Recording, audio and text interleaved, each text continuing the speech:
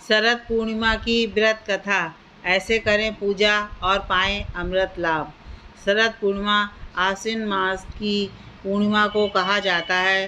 पुराणों के अनुसार देवी लक्ष्मी इसी पूर्णिमा तिथि को समुद्र मंथन से उत्पन्न हुई थी।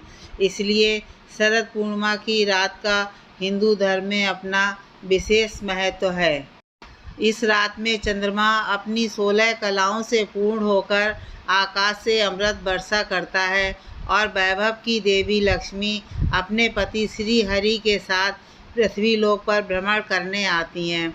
हर महीने में पड़ने वाली पूर्णिमा तिथि पर व्रत करने से भगवान विष्णु और माँ लक्ष्मी की विशेष कृपा प्राप्त होती है। माँ लक्ष्मी और श्री हरि की इसी कृपा को प्राप्त करने के लिए एक साहूकार की दोनों बेटियां हर पूर्णिमा को व्रत किया करती थीं। इन दोनों बेटियों में बड़ी बेटी पूर्णिमा का व्रत पूरे विधि विधान से और पूरा व्रत करती थी। वहीं छोटी बेटी व्रत तो करती थी लेकिन नियमों को आडंबर मानकर उनकी अनदेखा करती थी। विवाह योग्य होने पर साहूकार ने अपनी दोनों बेटियों का विवाह कर दिया। बड़ी बेटी के घर समय पर स्वस्थ संतान का जन्म हुआ। संतान का जन्म छोटी बेटी के घर भी हुआ, लेकिन उसकी संतान पैदा होते ही दम तोड़ देती थी। 2-3 बार ऐसा होने पर उसने एक ब्राह्मण को बुलाकर अपनी व्यथा कही और धार्मिक उपाय पूछा। उसकी सारी बात सुनकर और कुछ प्रश्न पूछने के बाद ब्राह्मण ने उससे कहा कि तुम पूर्णिमा का अधूरा व्रत करती हो, इस कारण तुम्हारा व्रत फलित नहीं होता और तुम्हें अधूरे व्रत का दोष लगता है। ब्राह्मण की बात सुनकर छोटी बेटी ने पूर्णिमा व्रत पूरे विधि विधान से करने का निर्णय लिया, लेकिन पूर्णिमा आने से पहले ही उसने एक बेटे को जन्म दिया। जन्म लेते ही बेटे की मृत्यु हो गई। इस पर उसने अपने बेटे के शव को एक पीढ़ा पर रख दिया और ऊपर से एक कपड़ा इस तरह ढक दिया कि किसी को पता न चले। फिर उसने अपनी बड़ी बहन को बुलाया और बैठने के लिए वही पीढ़ा दे दिया। जैसे ही बड़ी बहन उस पीढ़े पर बैठने लगी, उसके लहंगे की किनारी बच्चे को छू गई और वह जीवित होकर तुरंत रोने लगा। इस पर बड़ी बहन पहले तो डर गई और फिर छोटी बहन पर क्रोधित होकर उसे डांटने लगी कि क्या तुम मुझ पर बच्चे की हत्या का दोष और कलंक लगाना चाहती हो? मेरे बैठने से ये बच्चा मर जाता तो? इस पर छोटी बहन ने उत्तर दिया, ये बच्चा मरा हुआ तो पहले से ही था दीदी, तुम्हारे तप और स्पर्श के कारण तो ये जीवित हो गया है। पूर्णिमा के दिन जो तुम व्रत और तप करती हो, उसके कारण तुम दिव्य तेज से परिपूर्ण और पवित्र हो गई हो। अब मैं भी तुम्हारी ही तरह व्रत और पूजन करूँगी।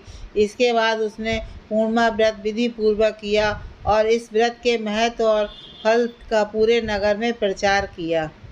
जिस प्रकार माँ लक्ष्मी और श्री हरि साहूकार की बड़ी बेटी की कामना पूर्ण कर सौभाग्य प्रदान किया, वैसे ही हम पर भी कृपा करो।